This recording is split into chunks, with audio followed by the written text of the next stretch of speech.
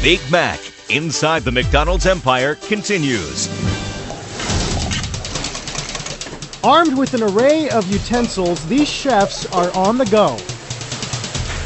Slicing, dicing, peeling, mincing, sautéing, searing, and grilling, mixing robust flavors. It's got a good viscosity. And filling the air with zesty aromas. But this isn't the kitchen at Spago. You know, if you guys smile, the food tastes better. You know that, right? This is McDonald's.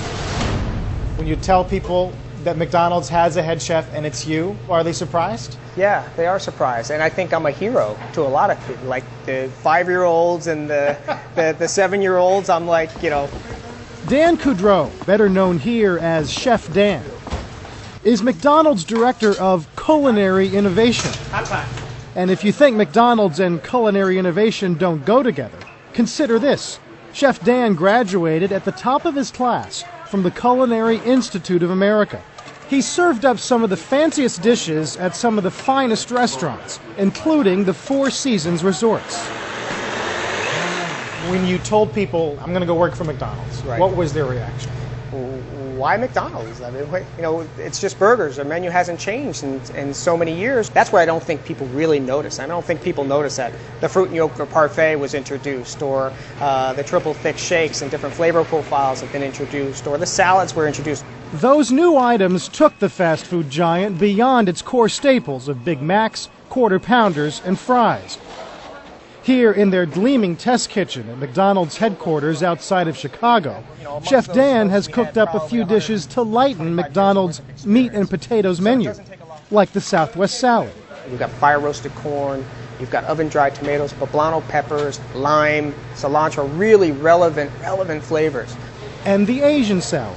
Would you have ever thought that you'd see orange glazed chicken with roasted almonds, with edamame and snow peas and a sesame ginger vinaigrette at McDonald's? Well, that's a product that's on our menu today. But salads aren't all Coudreau has rolled out. Their new creation, the snack wrap, has quickly become a hit. Can I get 2 snack wraps? 1 snack wrap, crispy with no lettuce. We're seeing a trend in people doing what we call grazing, or having 5 smaller meals. So the snack wrap just fits in beautifully in that whole arena. That was a good product for us.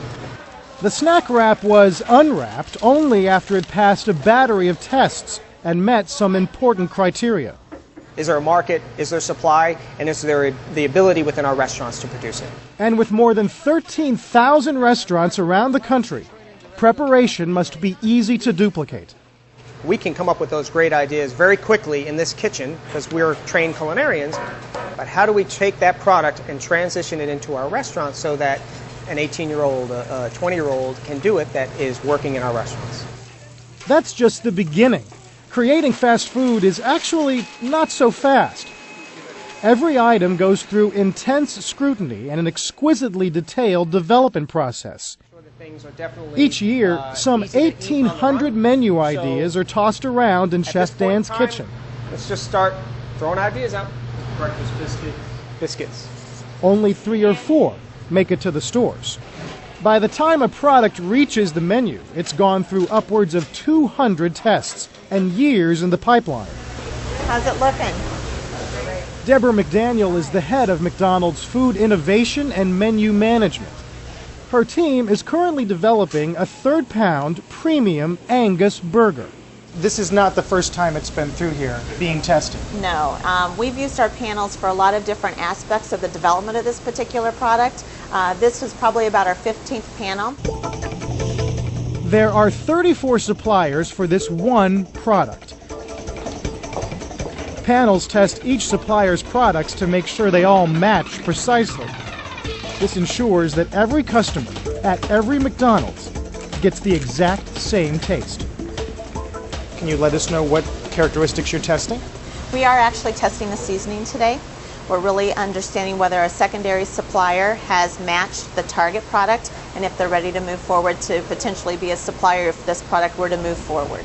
2 of these burgers have the approved seasoning, while the 3rd has the test seasoning. Sampling burger after burger after burger. panelists attempt to discern any inconsistency and determine if the seasoning supplier has made a match, taking detailed notes after every bite. It's been an hour or two since the panels were done. What did you find out?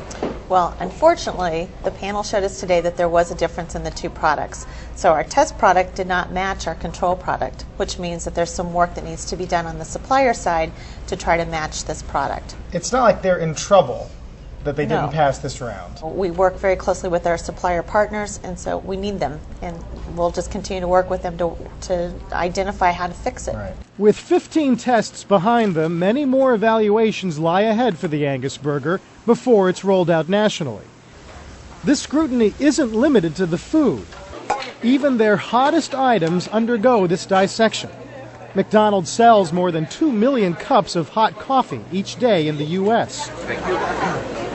They've recently added gourmet coffee to their lineup. At the test kitchen, each new flavor is analyzed and deconstructed by the most refined palates. Feel its velvety, smooth texture. You get a little bit of that cocoa residue on your tongue. Yeah. Okay, sample 901. It's an exacting process that has produced some of McDonald's biggest hits and a few famous failures.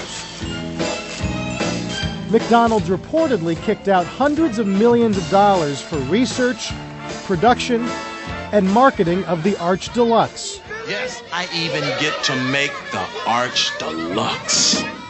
And it flopped. With all the testing that goes on here, how does something like the Arch Deluxe or the McLean Deluxe or McPizza happen and then not do well? I don't know.